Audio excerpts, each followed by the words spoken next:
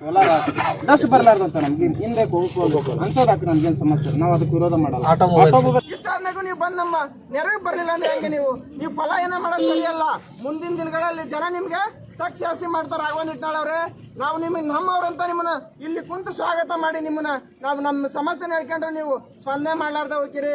ಇವತ್ತು ಸ್ಕೂಲ್ನ ತಮ್ಮ ಹಿಟ್ನಾಳ್ ಹಾಕೊಂಡಿದ್ರು, ಇವತ್ತು ಜನರು ವಿರೋಧ ಆಗುತ್ತಂತಂದೇಳಿ ಇವತ್ತು ಇಲ್ಲ ನಿಮ್ಮಲ್ಲೇ ಸ್ಕೂಲ್ ಮಾಡ್ತಂತ ಹೇಳೋದ್ರಿ. ಈಗ ಇಷ್ಟೆಲ್ಲ ತಿಳ್ಕೊಬೇಕು ಜನ. ನೀವು ಒಗ್ಗಟ್ಟಾದ್ರೆ ಅವ್ರು ಎಲ್ಲಾ ರೀತಿನೂ ಬದಲಾವಣೆ ಮಾಡ್ತಾರ, ಇಲ್ಲಾಂದ್ರೆ ಯಾವುದೇ ರೀತಿ ಬದಲಾವಣೆ ಆಗಲ್ಲ. ಅವ್ರು ಬಂದತ್ನಾಗ ನಾವ್ ಏನೋ ಮಾಡಿ ಅವ್ರ ಮನವೊಲಿಸಿದ್ರೆ ಸಾಲದು. ನಮ್ಮ ಸಮಸ್ಯೆ ಬಗ್ಗೆ ಧ್ವನಿ ಎತ್ತಬೇಕು.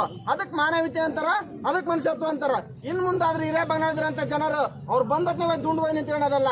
ಇಲ್ಲಿ ಬರ್ರಿ ನೋಡ್ರಿ, ಮುಂದೆ ವಿಚಾರ ಮಾಡ್ರಿ. ಇಲ್ಲಿ ವರದಿ ಇದೆ, KPSC ಸ್ಕೂಲ್ ಮಾಡ್ಬೇಕು, ಹಿಟ್ನಾಳಲ್ಲಿ ಮಾಡರ್ನ್ ಸ್ಕೂಲ್ ಮಾಡ್ತೀವಿ ಅಂತ ಹೇಳಿದಾರ. 50 ನಮ್ ಕಡೆ ವರದಿ ಇದೆ ಯಾವ ಸ್ಕೂಲ್ ಏನೇನಂತಂದೇಳಿ. ಈಗ ಹೆಂಗ ಬದಲಾವಣೆ ಮಾಡಿದ್ರು ಅವ್ರ ನಡೆಯಲ್ಲಿ, ಇದನ್ನ ಅರ್ಥ ಮಾಡ್ಕೊಳ್ರಿ ಜನರೇ. ನೀವು ಇವರಿಂದ ಅಡ್ಡಾಡೋದ್ ಬಿಡ್ರಿ, ಇವ್ರು ನಮ್ಗೆ ನ್ಯಾಯ ಕೊಡ್ಸಲ್ಲ. ನೀವು ಅರ್ಥ ಮಾಡ್ಕೋಬೇಕು. ಇವತ್ತು ನೀವು ಯಾರೆಲ್ಲ ಇದ್ರಿ ಎಲ್ಲರೂ ಅರ್ಥ ಮಾಡ್ಕೊಳ್ರಿ, ರಿಕ್ವೆಸ್ಟ್ ಮಾಡ್ಕೊಂತೀವಿ. ನಾವು ನೀವು ಇಲ್ಲೇ ಬದುಕಾರ. ಇವತ್ತು ನಮ್ಮ ನಡು ನೀರಲ್ಲಿ ಬಿಟ್ಟು ಹೋಗ್ಯಾರ ಇವರು. ವರದಿ ಇದ್ಮ್ಯಾಗ ವರದಿನ ಜಾರಿ ಮಾಡಕ್ ರೆಡಿ ಇಲ್ಲ. ಇವ್ರಿಗೆ ವರದಿ ಮುಟ್ಟಿಲ್ವಾ?